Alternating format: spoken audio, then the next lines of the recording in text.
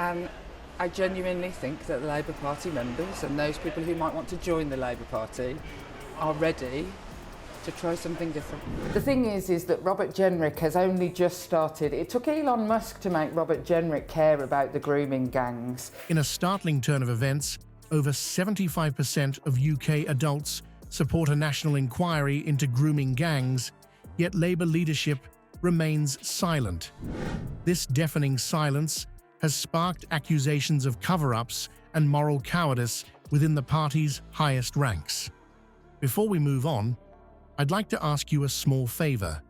If you appreciate this content, please take a second to like this video and subscribe to the channel. Over 98% of you watch the videos without subscribing. It costs you nothing, but it makes a huge difference to us. So, did you click the subscribe button? Great. Thank you so much. Now back to the video.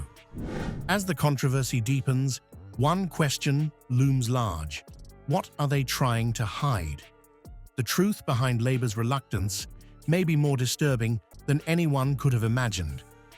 Jess Phillips's journey from Labour's outspoken hero to a figure of public scorn is a tale of unexpected twists and turns. Once hailed as a vocal advocate for women's rights and social justice, Phillips's reputation was built on her unwavering commitment to championing the causes of the vulnerable. Her work with a domestic abuse charity before entering politics seemed to cement her credentials as a politician who truly understood the plight of victims. Just explain what that means. Like a grooming gang will literally mark you with a knife so that your ownership is clear. The J report was much broader than that. It wasn't only into grooming gangs.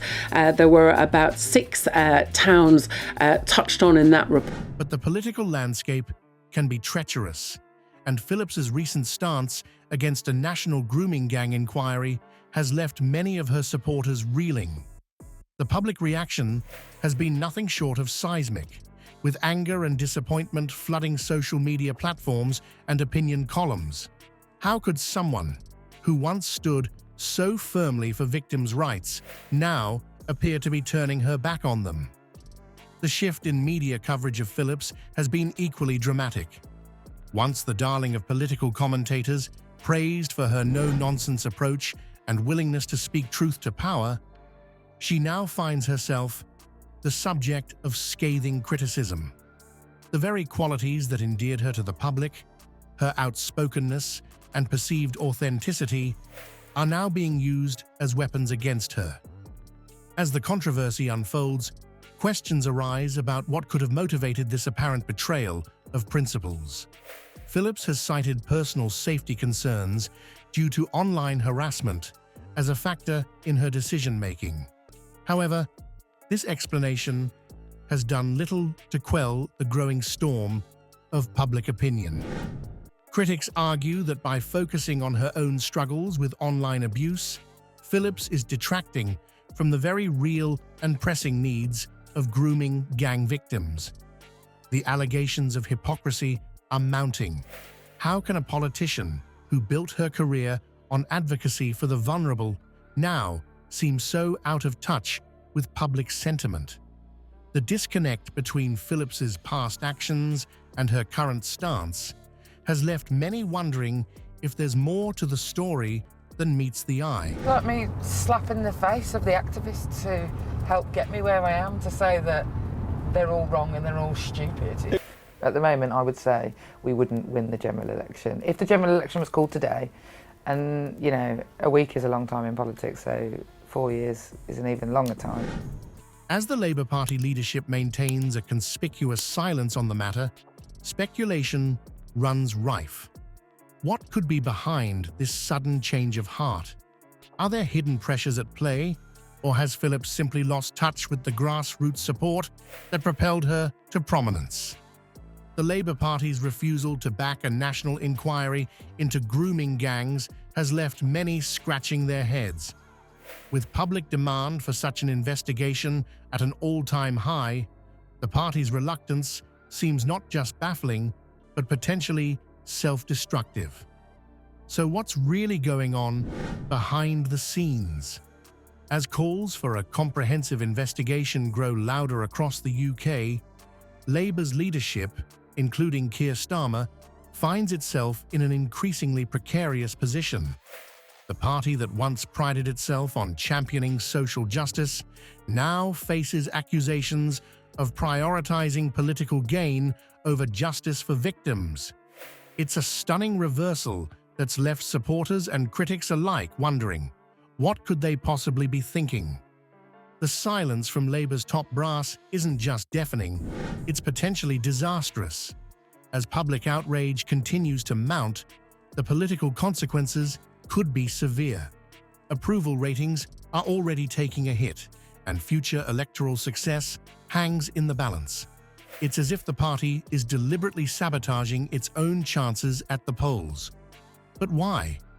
This puzzling stance has exposed deep rifts within Labour's ranks. What did you think when you saw that?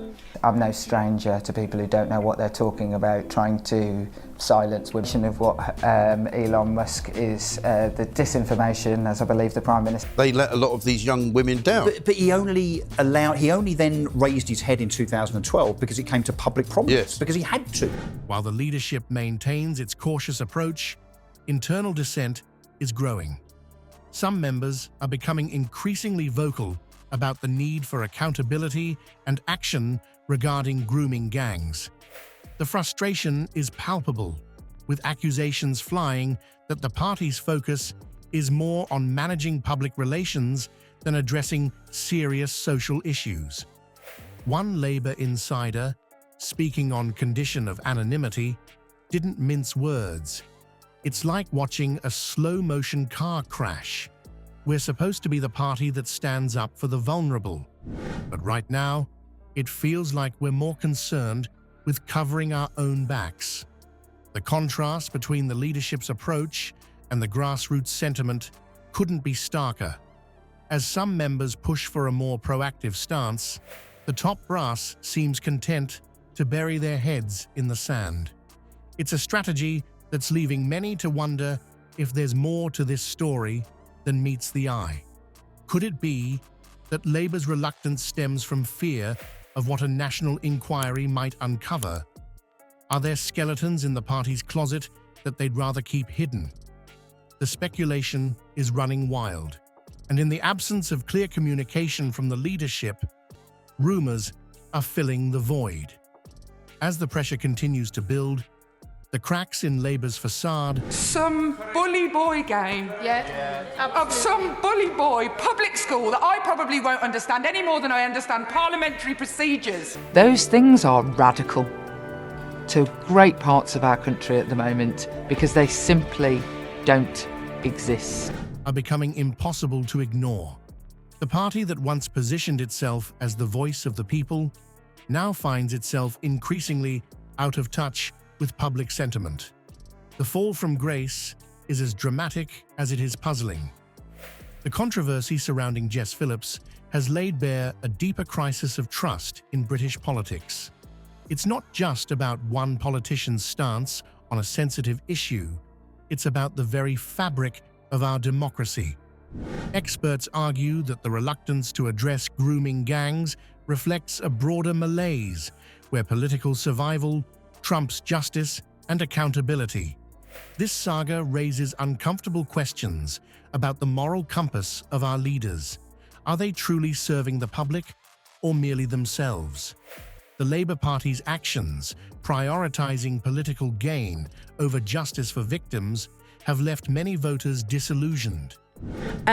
It's going to fail simply because of the maths. The Conservatives will vote for it, Labour will vote against it. They are being whipped to do so. Well, the laws apply to Elon Musk as much as they apply to anybody else. You'd like to see him prosecuted? Well, look, it is whether it is a prosecutable offence. It's a stark reminder that even those who claim to champion the vulnerable can falter when faced with difficult choices. As public anger simmers, one can't help but wonder, will this be the tipping point? Will voters demand a new era of transparency and accountability Or has cynicism already won the day? The answer may well shape the future of British politics for years to come.